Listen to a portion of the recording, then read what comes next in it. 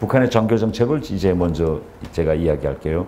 우리가 북한이라는 이 시스템을 이해하는 데서 이 정교 정책을 바로 하는 것이 매우 중요합니다. 뭐 북한이라는 사회라고 하면 여러 가지로 파악할 수 있겠지만은 이 어떤 정교 정책을 쓰느냐, 이 문제가 해당 나라의 문화, 사회 정치 제도, 또 그 나라의 미래를 보는 데서 정교 문제가 대단히 저는 중요하다, 이렇게 이야기합니다. 그러면 왜 중요하냐, 이 문제가 우리 생활에서.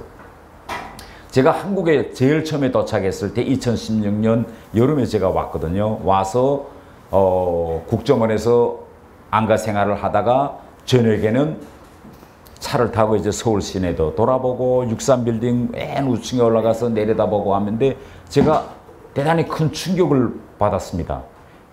길 옆으로 차를 타러 가다 보니까 저녁에 우리가 길 옆으로 저녁에 차를 타다 보면 제일 특징적인 게 뭐죠? 서울이 다른 시내와 다른 특징점이.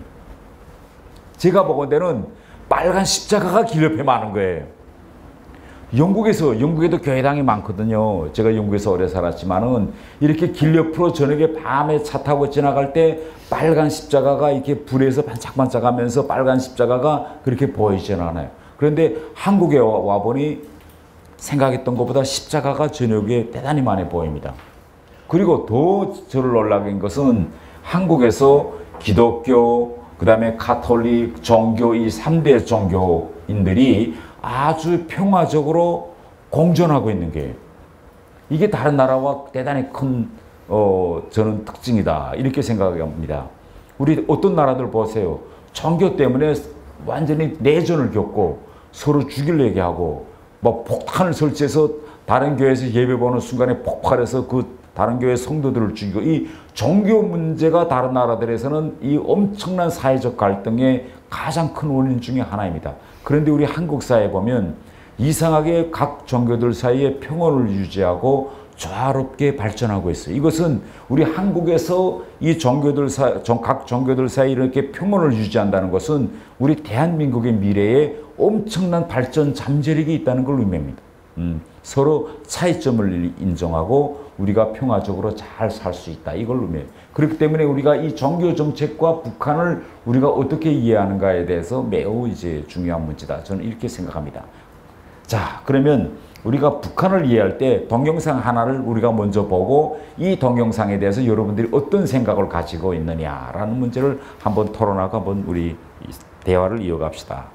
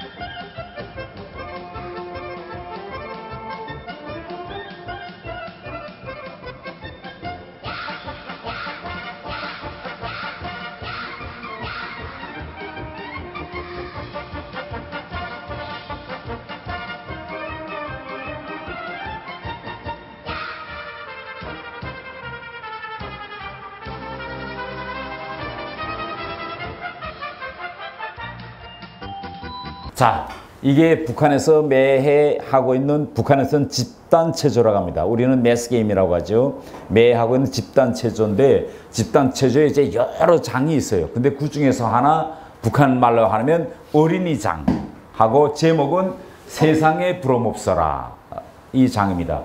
여기에 나오고 있는 이 어린이들은 평균 북한에서 7살부터 9살까지의 초등학교 학생들이에요. 방금 이 북한의 어린이 집단체조, 이걸 보면 어떤 생각이 드세요? 여러분들이 탁 보는 순간에 아, 이거 충격적이었다. 한 가지씩 이야기한다면 너무 그 애들이 어린 애들인데 엄청 잘하네요. 엄청 잘한다. 네. 그 다음에 혹시 얼마나 훈련을 시켰길래 저게 대각선줄까지 맞나? 저렇게 어린 애들이 얼마나 훈련했을까, 연습했을까. 그 다음에 또 마찬가지로 크게 놀고 싶은데 애들이 그런 쿨을 보고 놀고 싶은 애들이 전화에 저거 하자니까 불쌍하다. 그 다음에 또 예. 교회에서 하는 종교 행사처럼 그 아이들이 교회에서도 앞에 나와서 저렇게 예를 들 때 사태가 있으면 부활절이나 행사 때 그런 것처럼 그런 모습 같다. 그 다음에 또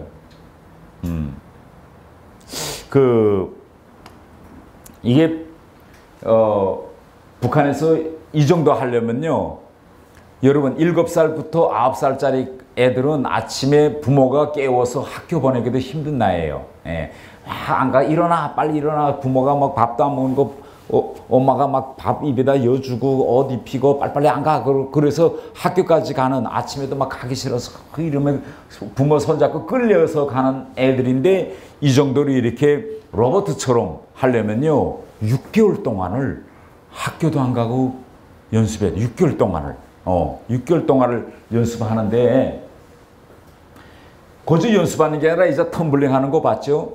텀블링 저렇게 하나와 같이 맞춰서 하려면 6개월 동안을 완전히 학교도 안 가고, 이 여름, 이게 보통 9월 달부터 시작하거든요. 그러면 9월 달부터 이거 하려면 보통 2월 달, 3월 달 그때부터는 애들이 나와서 해야 돼. 근데 이렇게 넓은 공간에서 이게 총 이 집단체조에 한 10만 명이 참가하거든요. 그러면 요 정도 애들을 여기다 열려면 평양시, 한국으로 말하면 서울, 평양시 중심부에서 살고 있는 초등학교 애들은 총동원돼야 됩니다.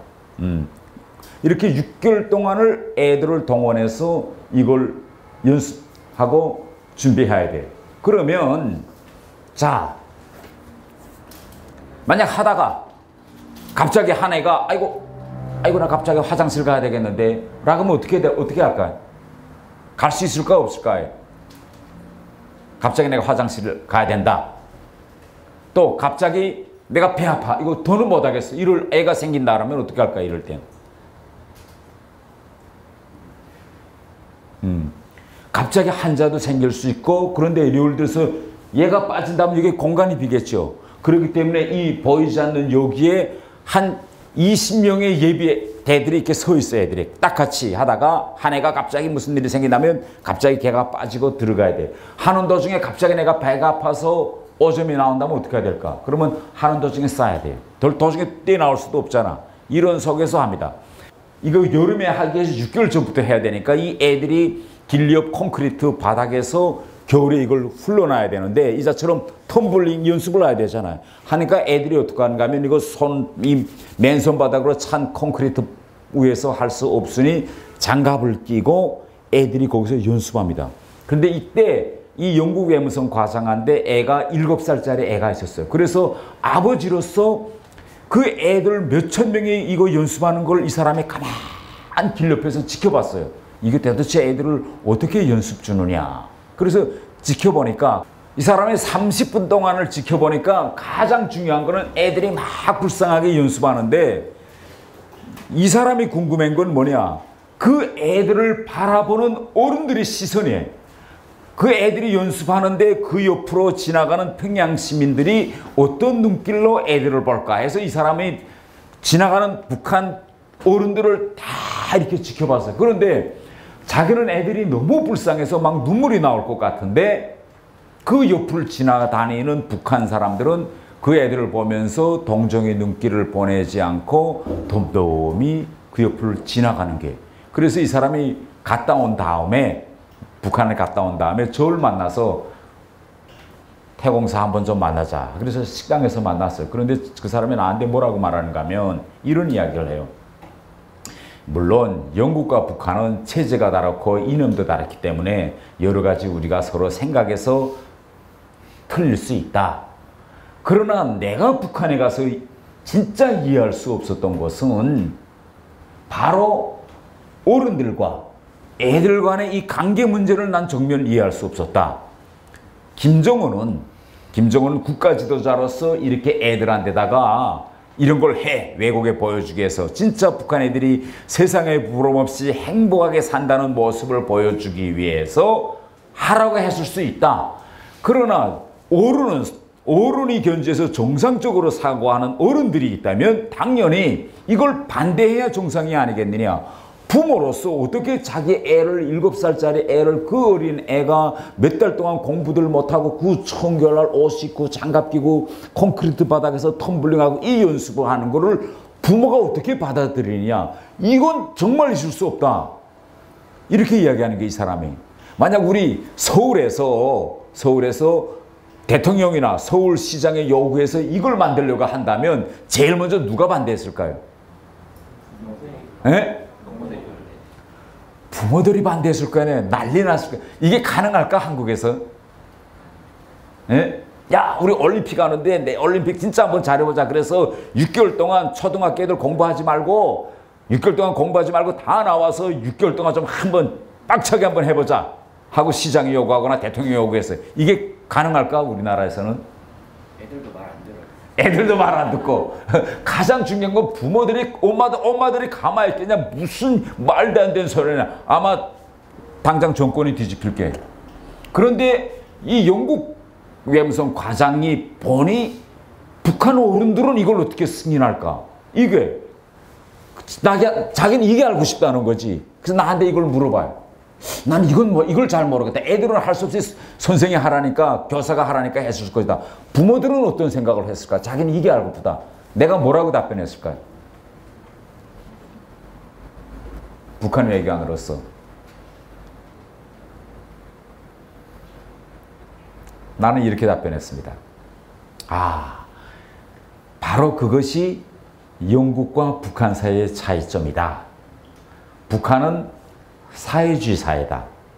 사회주의 사회라는 것은 개인주의를 허용하지 않고 하나는 전체를 위해서 사는 이런 집단체 공동체적인 집단주의 정신을 키워야 하는 사회인데, 이러한 집단주의 정신은 거저 형성되는 것이 아니다. 아이 때부터 교육과 학교에서의 교육과 이런 집단체조와 같은 것을 통해서 집단주의 정신이 형성된다.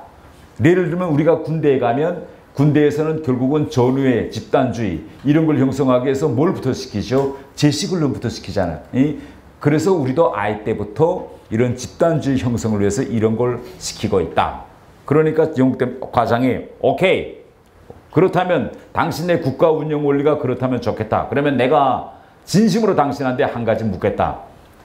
만약 당신의 아버지라면 나한테 솔직히 이야기해라. 아버지라면 당신의 아들이 6개월 동안 저기 그 추운 겨울날 저 집단체조 연습하는 걸 당신의 아버지로서 승인하겠느냐. 이렇게 나한테 물어보는 게. 그래서 내가 당연하지. 당연히 승인하지. 난 당연히 오케이 한다. 당국이 그렇게 하라면.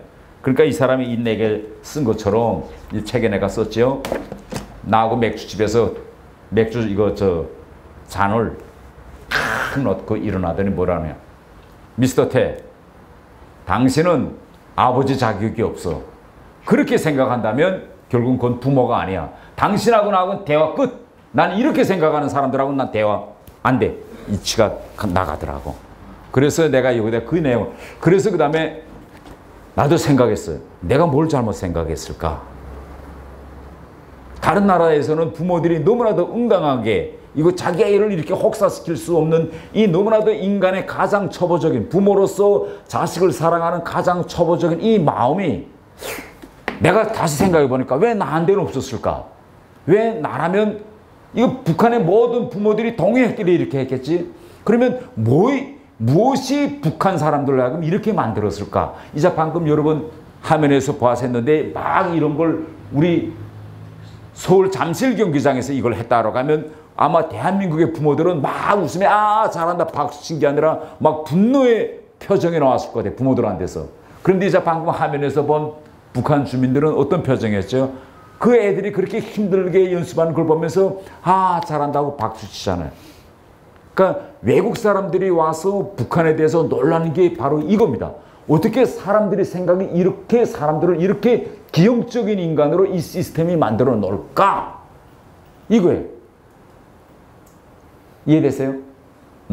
그래서 제가 이 문제는 여러 가지 측면이 있겠지만 오늘은 종교정책적 측면에서 북한을 한번 들여다봅시다.